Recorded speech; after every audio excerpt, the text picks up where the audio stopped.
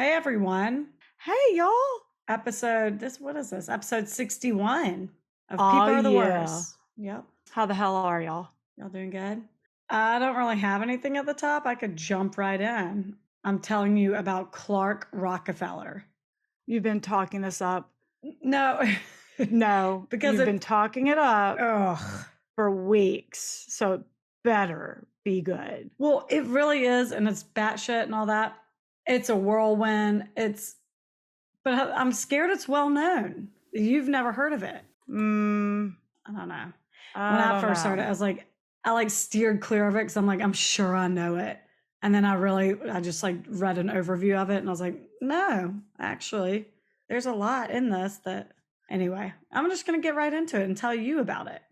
Okay, well, who doesn't know about the Rockefellers? No kidding. Well, then get your ass to it. I sure will. Sources, Vanity Fair mainly.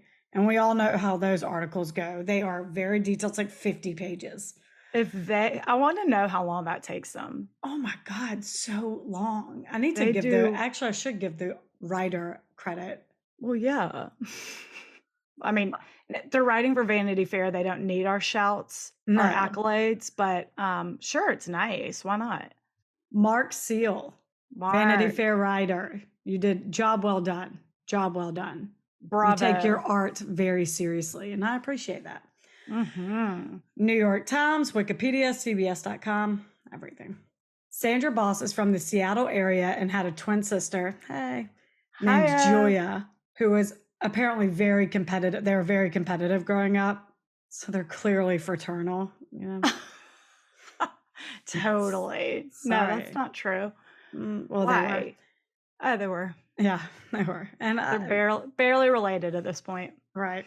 So when Julia announced that she had a goal of going to Yale after graduation, Sandra said she was going to go to Stanford.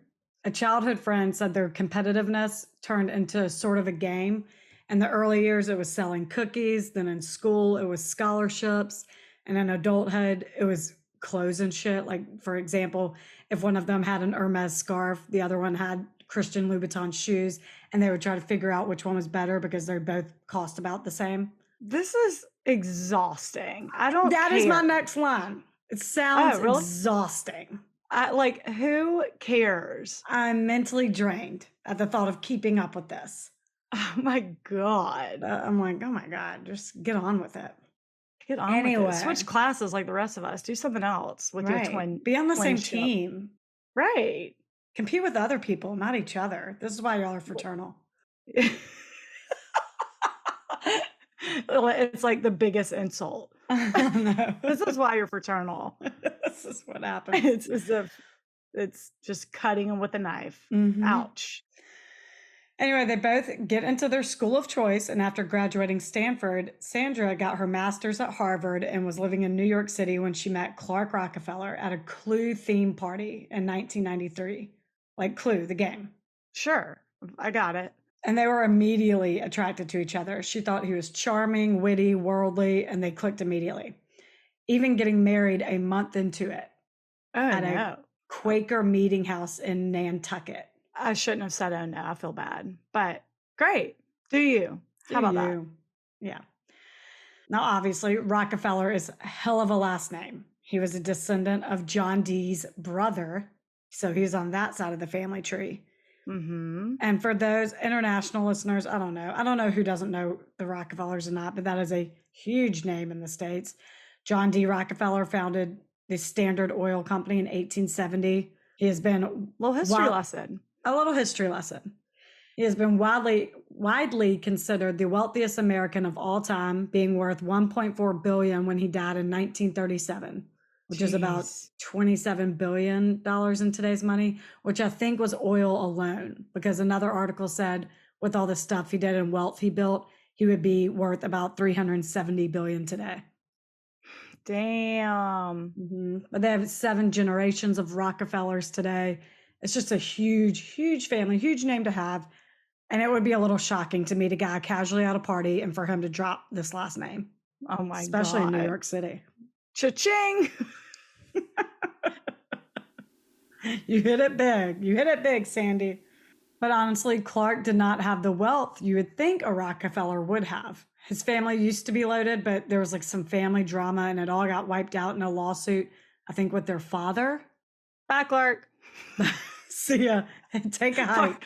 Party's over. Kick rocks. Do you have any cousins in town? Do you have a brother you might want to? Oh, wait. No, the brother would be broke too. Yeah, that's true. We need your cousins. You're still in touch with your Uncle John D, right? I was about to say.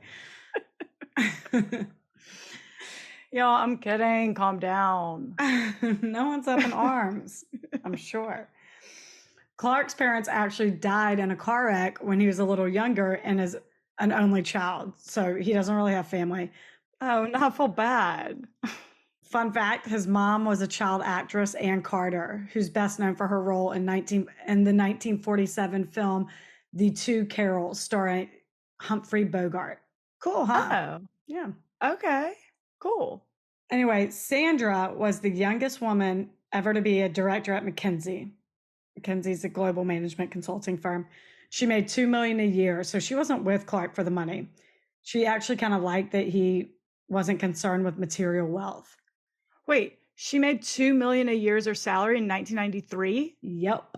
Whoa. Yeah. She was like the youngest director or partner for McKinsey. Is McKinsey still a thing? Yes. Oh my God. You're in that world. I'm not. But like, what? You knew That's your that. That's world. like being like, is Deloitte still a company? Well, Deloitte, I know. Okay. Well, McKinsey's practically that. Oh, wow. Good job, McKinsey. You've killed it. Good for McKinsey, you. BCG, and Deloitte are like the three main global consulting firms. I know 2 of the 3. Okay. Well, Clark set up a nonprofit for international poverty relief, and because these nations were dirt poor, he said charging them a consulting fee would be unconscionable. So he literally made no money. But they were fine living off Sandra's salary of $2 million. They're in the early to mid 90s. It's like $10 million today. The economy's good. Yeah, they're killing it. They actually, I looked it up, it's like over $4.2 million today. So they're fine. They lived in an apartment on 55th Street and 6th Avenue, which mainly showcased Clark's very extensive art collection, because while he was not cash rich, he was definitely art rich. I read somewhere that his collection was close to valued at like $1 billion or something. What? Yeah. And they lived with their Gordon Setter Yates, the waspiest dog name. Oh. I thought that was like another famous person that you were like going to be shocked that I didn't know or something. I don't know. No, just a Gordon Setter Yates. Oh my God. That is so funny. So with her salary and Clark's social status using the last name all over town, they were very comfortable. They were members of every private club in Manhattan, just living the social life dream, which is some people's nightmare. And again, it kind of sounds exhausting. Oh no, it would be so exhausting, but so interesting to be a socialite for a month. Just like watch all the bullshit. Yeah, for sure. God. Be fine. Now, I'm sure this will surprise no one, but Clark seems like a real schmuck. And how could he not be? But he would constantly name drop and do the thing where like someone would bring up Chicago and he'd say, my great uncle founded University of Chicago, which John D. Rockefeller did, which is apparently common knowledge. I don't think I knew that. So relatable though. Right. And so people were like, all right, we get it. Enough. It's like saying, I went to college in Boston. You went to Harvard. Okay. Yeah. Thank you. One friend and like your grandfather or uncle or whatever founded a lot of things in this. Like you probably say that 15 times a day. They are like you're going to have a connection to pretty much every industry in this country. So everyone's bored of that knowledge drop. Yeah. And one friend recounts a time at dinner where they could see Rockefeller Center and they're like, oh, hey, Clark. And he pulled out his key. I was like, yep, here's the key, which that does not impress me. I bet a lot of people have a key to Rockefeller. No. Every host of the Today Show has a key to Rockefeller Center. You know they do. I don't. That just doesn't do it for me. I'm like, okay. It's just so weird. I know. It's just obnoxious. Then, of course, the honeymoon stage faded, and as Sandra's role at McKinsey grew, she was working more and more, which left Clark all the time in the world to walk Yates in Central Park, schmooze these established fellow socialites. I envision like a lot of bourbons at lunch. Uh-huh. Oh, yeah. Easy. But he became very controlling, even over her money. He became emotionally and sometimes physically abusive. But he eventually would woo her back, as they do. And during this period of good times, she did get pregnant. So now she's more determined than ever to make this marriage work. And during one of his walks with Yates, he got in an altercation with a woman in Central Park. And it was so bad that the cops came to their apartment to talk to him about it. And he was so pissed, he told Sandra that they were moving to New Hampshire. Well, wait a minute. What did he do to the woman in Central Park? There's no other backstory of that, just that they got in an altercation. Not sure. Yeah, so he's calling the shots. He says that they're moving to New Hampshire, specifically Cornish, New Hampshire, where, quote, pockets were deep, but money wasn't mentioned, according to Vanity Fair. Enter Clark, where money and status were mentioned all the damn time. Yeah. So Sandra pays $750,000 for a house in a very nice neighborhood, and there was a lavish welcome party for them, hosted by 2 prominent New England lawyers, and it was full of the elite, judges, state senators, all the people Clark gets his rocks off to. Such a good term. I love that. It's really good. Real good. Okay. Clark's happy. Clark's real happy. But mind you, Sandra still works in Manhattan. So she commutes 4 hours a day, every day, into the city just because Clark got in a spat. I still want to know about the spat. What are you doing? I don't know. On May 23rd, 2001, they welcomed Ray Starro Mills Rockefeller into the world, and Clark was in love with her. He nicknamed her Snooks, which is cute. That is cute. I like that. And I'm guessing the name kind of stuck because a lot of articles call her that, or maybe it's just so they don't have to use her real name more than needed. So I'm following suit. She'll be referred to as Snooks from here on out. Snooks. And then Snooky came along and ruined the whole thing. They're like, we got to go back to her real name. Forget it. That's right. When she was 5 years old and ready for kindergarten, she got into Southfield, a prestigious girls' private school in Boston. It's actually the sister school of where JFK went. Fun fact. Oh, what's that commute? Well, off they went. They just moved there, leaving Cornish behind. Oh, God. They're all right. All for kindergarten, too. I'm like, all for a child to learn ABCs. All right. It's your call. That stresses me out. I can't imagine. I know. Sandra bought a $2.7 million townhouse on Pinckney Street, which happens to be the same street as Senator John Kerry. And Clark continued to climb that social ladder as Sandra bankrolled it. God. Every day he would walk Snooks to the bus stop for school. Then he'd walk down the street to Starbucks to strike up a conversation with Beacon Hill attorneys, Harvard researchers, architects, while they were on their way to work. And he would do shit like, oh my God, it's so embarrassing looking back. He would do shit like come up out of breath and be like, oh, I just carried an arm wire up 5 flights of stairs. Just so people would know, like, you have a 5-story brownstone. Which is so obnoxious. I was like, what? Oh my God. They're like, we get it, you're rich. We're all rich. So I don't, who are you kidding? Calm down. This is Boston. We don't care. Right. You didn't get movers? How embarrassing. Do you need some What's money? wrong? You all right? I'll front you the money for the movers. It's true. Ka-funk. You did that yourself? Yikes. Ew. Gross. You're sweaty. Get out of here. Right. He also told people, oh my God, this really infuriates me. I hate this already. Told people that Sandra made $300,000 to $400,000 a year, so people would think that he's the breadwinner. Oh my God! It just pisses me off. If I'm in the office all night and you're a stay-at-home dad, you own it. Yeah. If I were the breadwinner and Barrett took credit for my salary, I would lose my damn mind.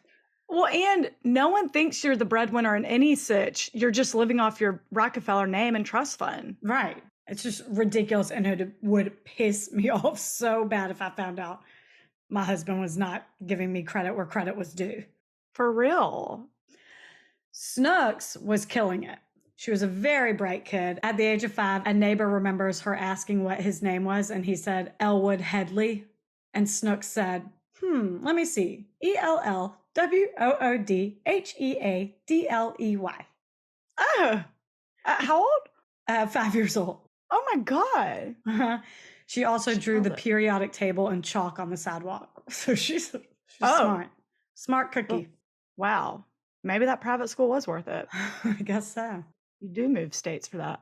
While Clark and Snooks had a great relationship, the marriage wasn't doing so well. They very much disagreed on how to raise Snooks. He never wanted to discipline her. He never wanted to listen to criticism her teachers had.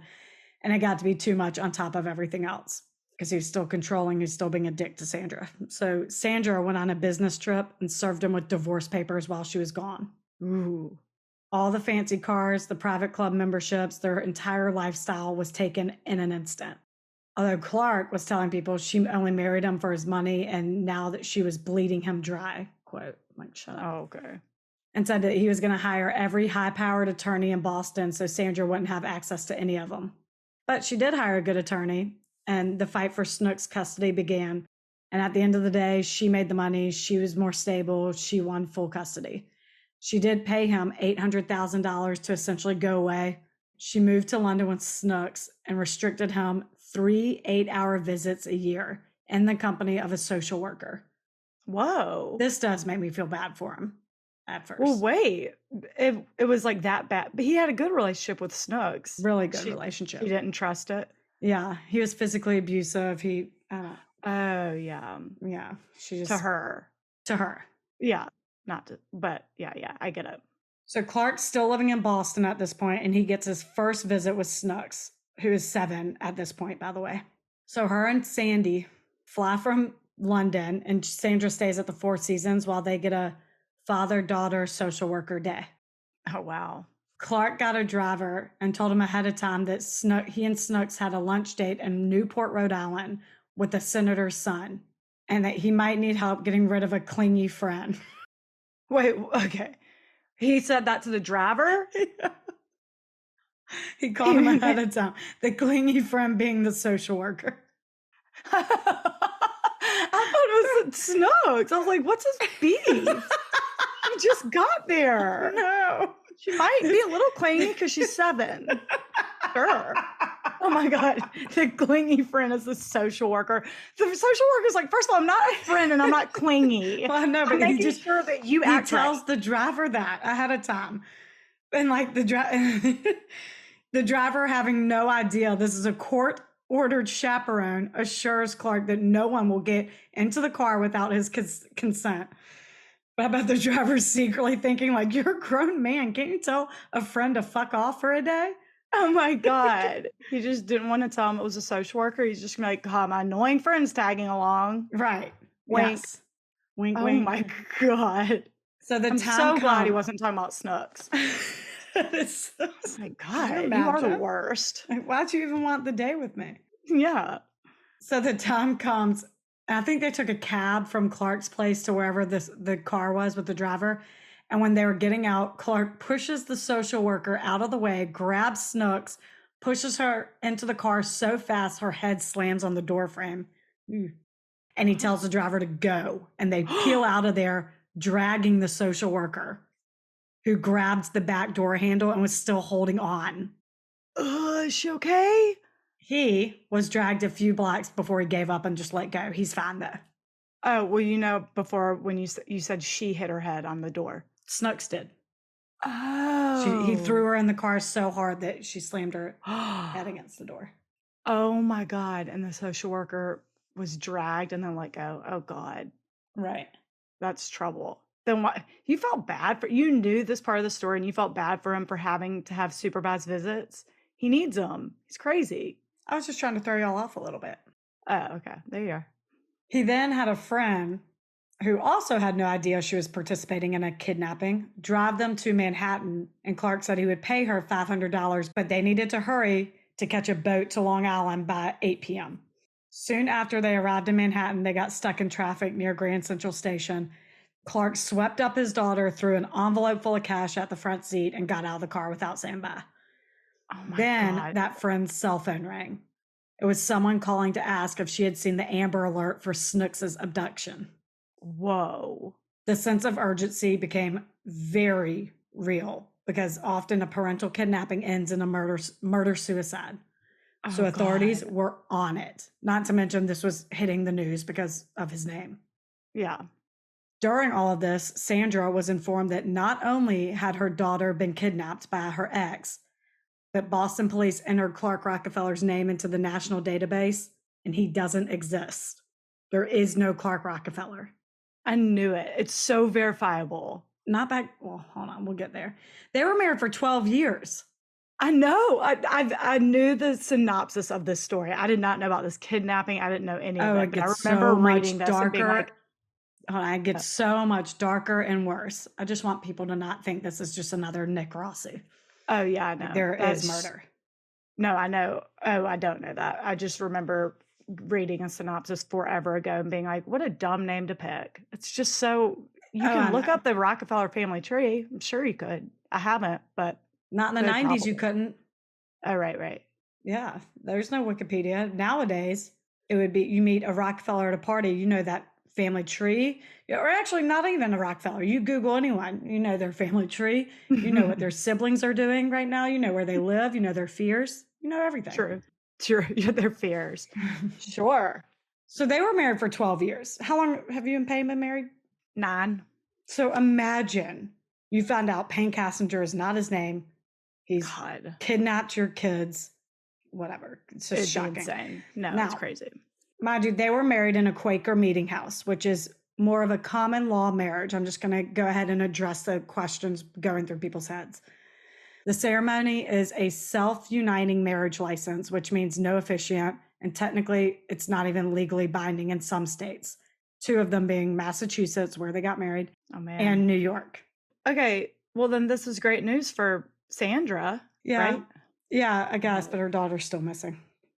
Oh, well, yeah. And some of the other questions, I mean, marriage license aren't the only way you know someone's identity. He wasn't included on her tax returns. He wasn't on the mortgage.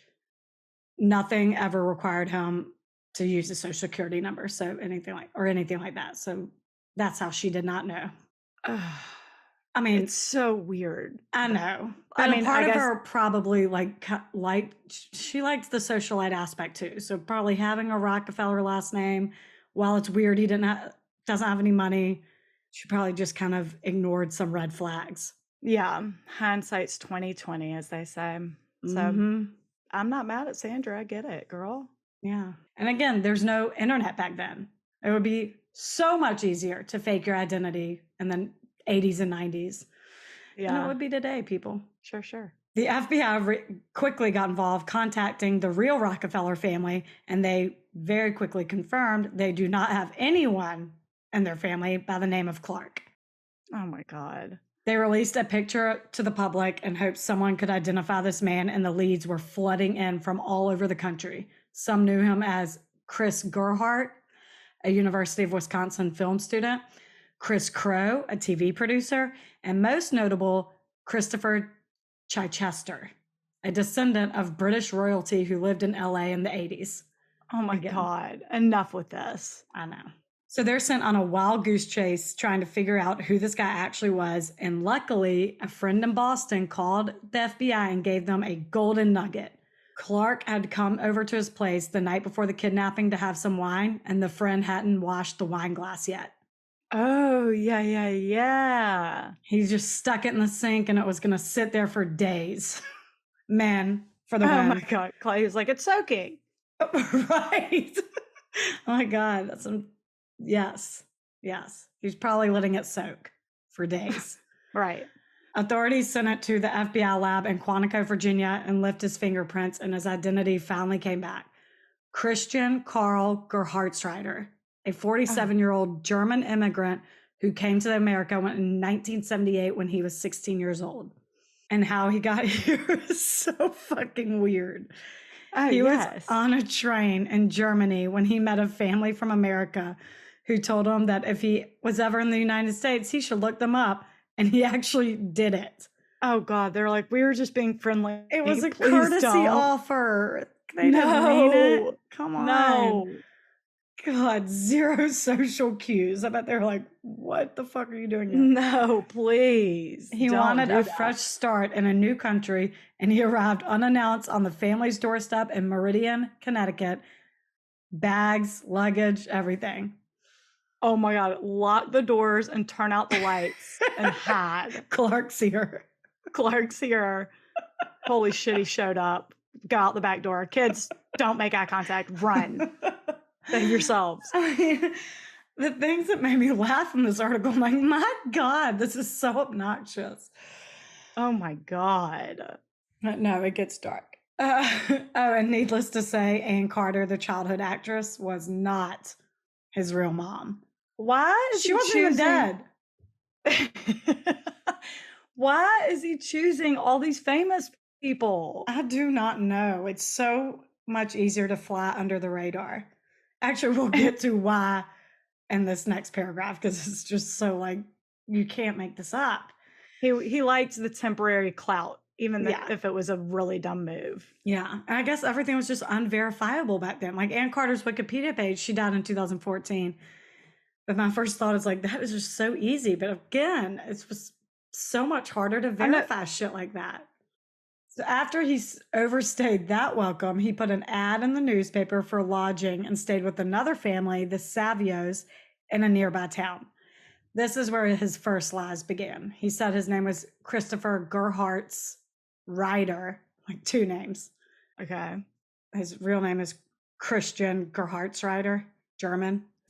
Okay. And said his father was an industrialist. During this time, he became obsessed with Gilligan's Island, specifically Thurston Howell III and his lifestyle. God. This is his lifestyle. His living on an island stuff. Right, but his old lifestyle. This is who he's based his persona off of. For those unfamiliar, Gilligan's Island was a show in the 60s and 70s that's, I guess, considered a classic now. If you're in America, you likely know what it is. But there's about 6 to 8 people who crash their boat on some random island, and they're forced to cohabitate and live together. They all have different backgrounds and personalities. I wrote the OG Real World. It really is. It really is. I thought you were just going to start saying the theme song.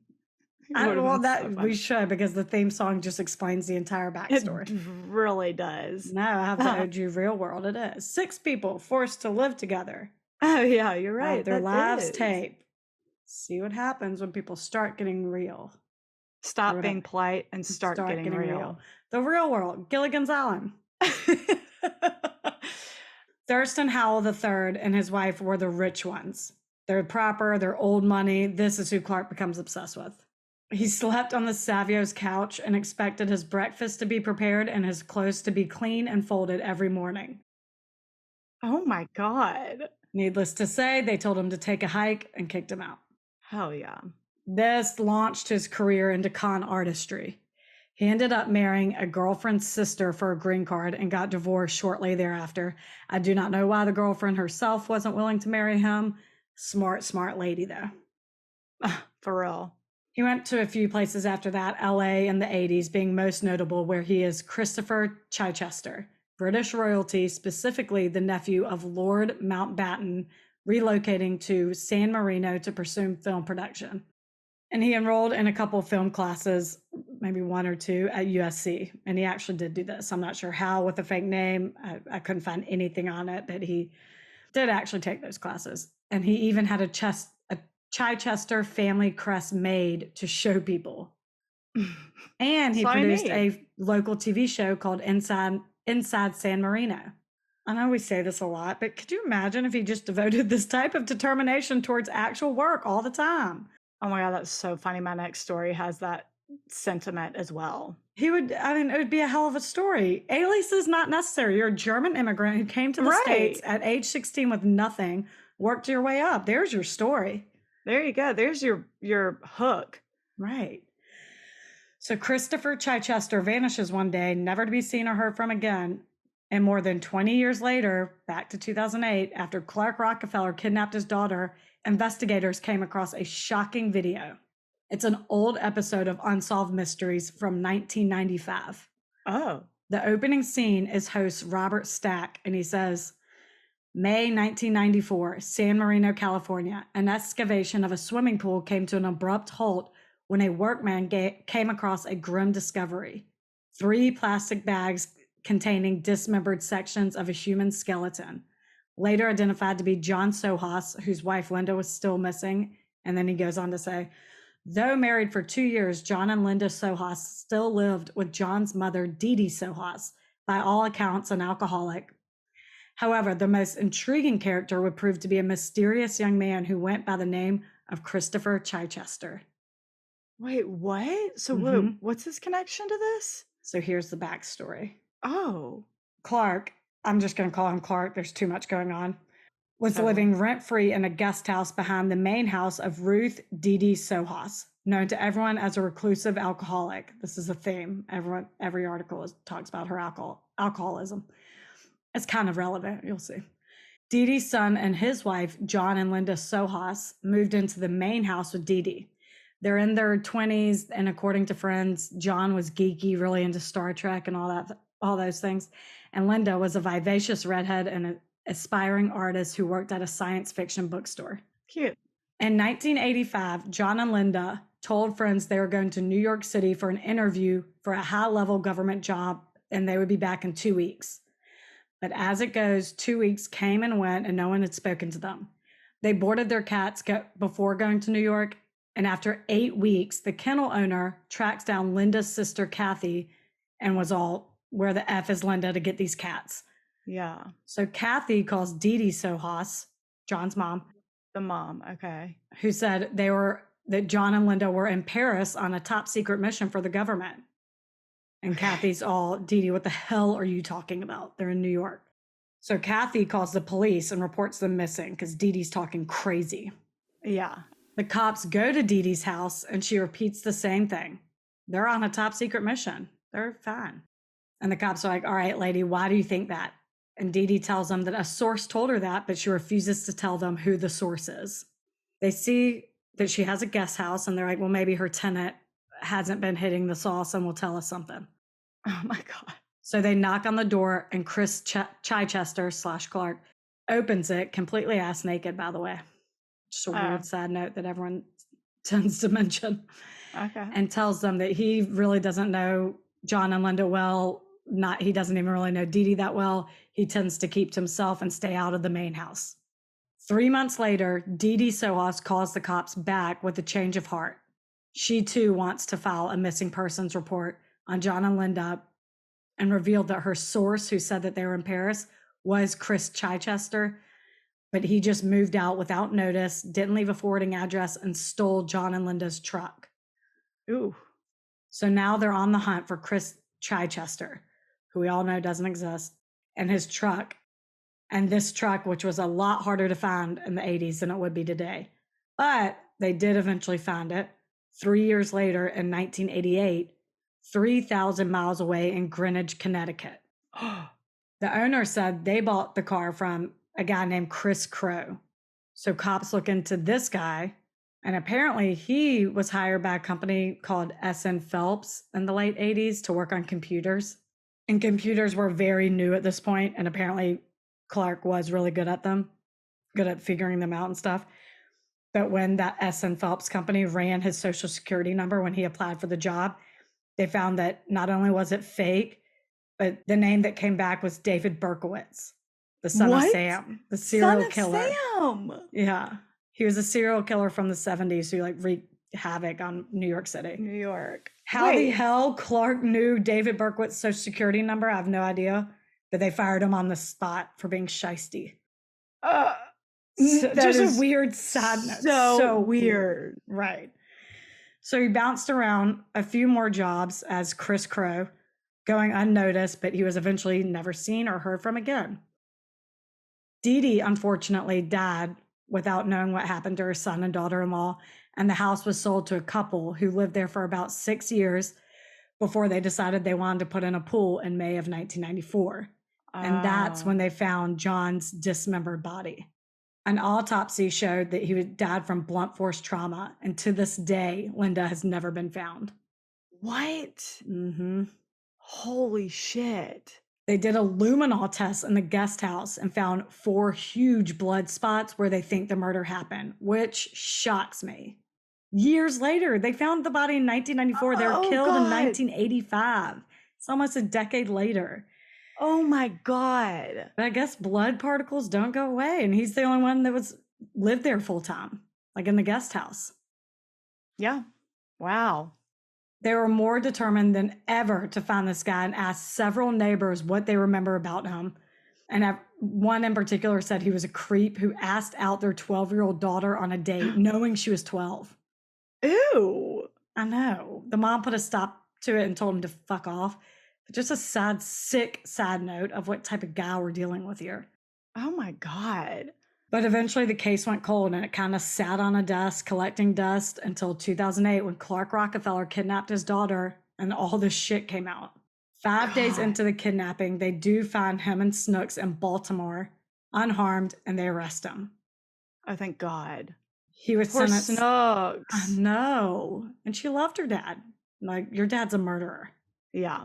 Who's been on the run, I mean, like for 12 years. You didn't know your husband's name. I can't get over it. Yeah, it's crazy. He was sentenced to 5 years for parental kidnapping, during which time California authorities started building their case against him for the Sohas murder, which he maintains he had nothing to do with. In 2013, that trial began, and the defense said it was clearly Linda who killed John and fled, potentially still being alive today, but there's no proof of that. What there is proof of is the luminol in the guest house, where no one lived except Christian Carl Gerhartsreiter, the stolen truck, and the series of con artistry. That's a word, whatever. Sure. A friend of John and Linda said that they were becoming suspicious of, quote, Chris Chichester's taking advantage of Dee Dee, who was an elderly woman with a crippling alcohol problem and a little money. So they thought that maybe he was stealing from her. So there's your motive. Yeah. And the jury found him guilty of first-degree murder of John, and he was sentenced to 27 to life with credit for time served. So his first parole hearing is set for November 2028. Oh. And until then, he's sitting in none other than San motherfucking Quentin. Y'all, always. Where they are imprisoned is the very last thing I look up. So it's just so weird that lately all my perps keep ending up there.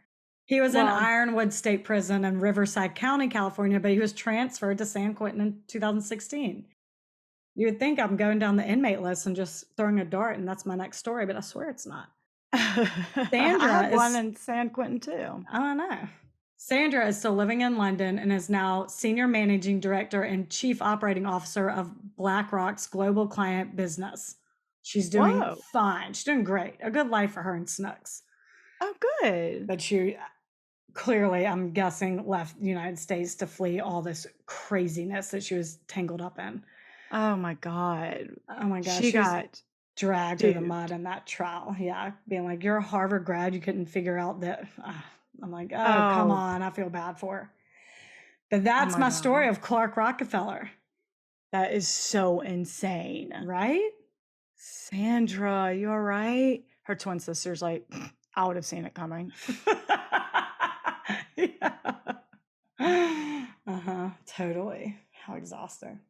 Oh my God, for real. That is so crazy. I'm glad that Snooks was okay, and I'm glad that Sandra's thriving in London. Get out of here. That's the best. Oh, I know. I bet her house there is amazing.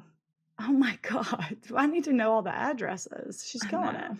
But how insane is it to choose a name like Rockefeller, choose a famous parent, whatever. We've already hashed on that, so we don't have to again. But I don't get it with these people. It's like a Nick Rossi, but a lot darker because there's actual murder involved. Ugh. And what did he do with Linda? Now, where is she? That is so weird. I don't know. Like, was he smart enough? I mean, someone else mentioned this or an article. I can't remember where I read it, but I'm like, did he actually think through to bury them in 2 separate places so it kind of looks like Linda did it? I don't know. I mean, and are those his only dismembering? I'm sorry. I just feel like you don't dismember someone and that be a one and done type of thing. Yeah, I know. I agree. Well, Gross. thanks, y'all. Thanks. Y'all are the best. People are the worst. Bye. Bye.